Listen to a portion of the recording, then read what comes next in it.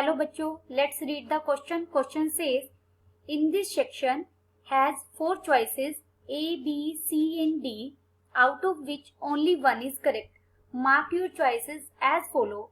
Option A is statement 1 if is true, statement second is true, statement 2 is the correct explanation for statement 1. Option B, statement 1 is true, statement second is true, statement second is not a correct explanation for statement 1. Option C, statement 1 is true, statement second is false. Option D, statement 1 is false, statement 2 is true. Statement 1 is, if A is a matrix of order 2 by 2, first row is 1, pi, second row is 0, 1, then A raised to power 100 is equal to, first row is 1, 100 pi, second row is 0, 1. Statement second, if B is a 2 cross 2 matrix such that B square is equal to 0, then I plus B whole raised to power n is equal to I plus nb for each n belongs to n. First we see the key concept. If two matrices of same size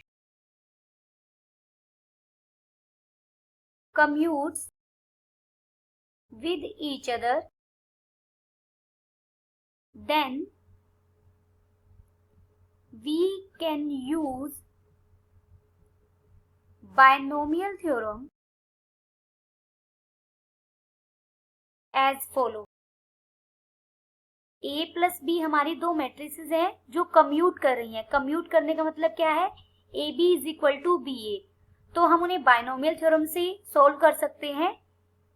A plus B whole raise to power N क्या होगा? N C 0 A raise to power N plus N C 1 A raise to power N minus 1 into B plus up to so on N C N B raise to power N.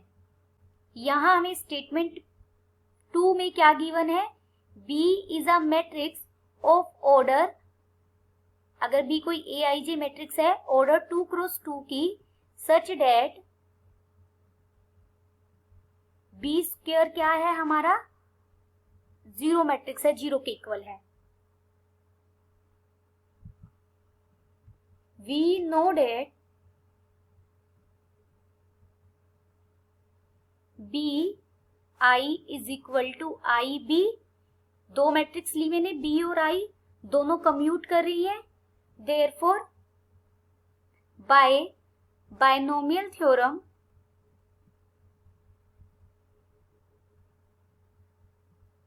I plus B whole raise to power n को हम कैसे solve कर सकते हैं?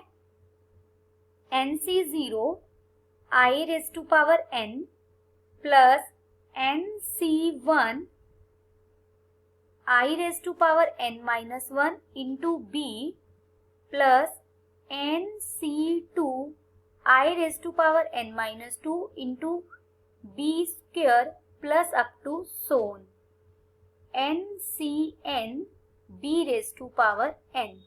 Equation first, since हमें दिया हुआ है B स्क्वायर क्या है? 0 matrix. This implies B cube को हम लिख सकते हैं B into B square. This is equal to B और B स्क्वायर को अगर हम 0 रख दे तो ये 0 आ जाएगा. This implies B raise to power R is equal to 0 for all R greater than equal to 2.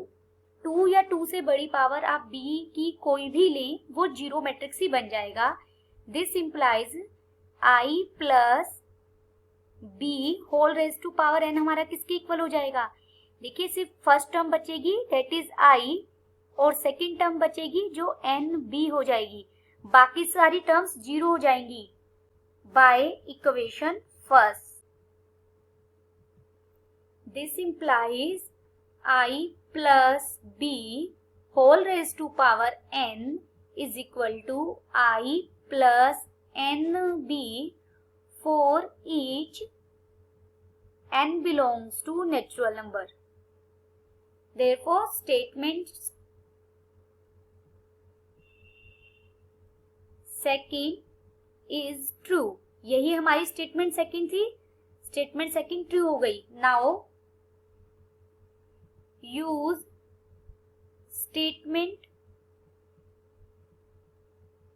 Second in statement first. ए हमें क्या मैट्रिक्स दी हुई है? 1 पाई 0 1. इसे मैं रिप्रेजेंट कर सकती हूँ दो मैट्रिक्स के सम में, जहां एक मैट्रिक्स आइडेंटिटी है और दूसरी मैट्रिक्स हमारी क्या है? 0 पाई 0 0. लेट हमारी यहाँ बी मैट्रिक्स क्या है?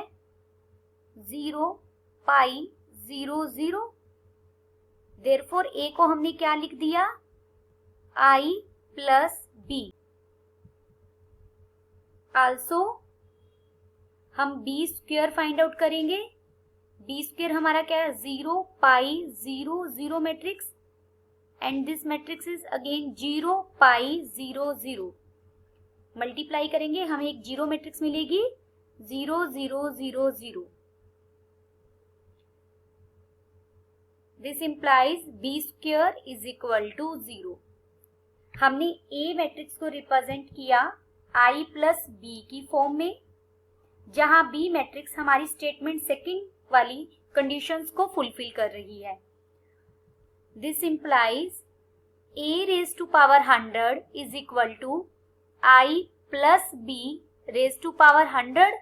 और अभी हमने स्टेटमेंट सेकंड को सोल्व किया, वो किसके इक्वल था? I plus n. n क्या है? 100 into B. This is equal to I हमारा क्या था? Identity matrix plus 100. बी हमारी क्या मैट्रिक्स थी? 0 pi 0 0. This is equal to 100 pi 0 0.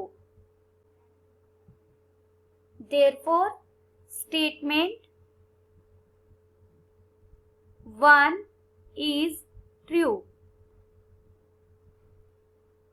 हमारी स्टेटमेंट 1 भी ट्रू है, स्टेटमेंट 2 भी ट्रू है, and statement 2 is the correct explanation of statement 1. Hence, option A is correct.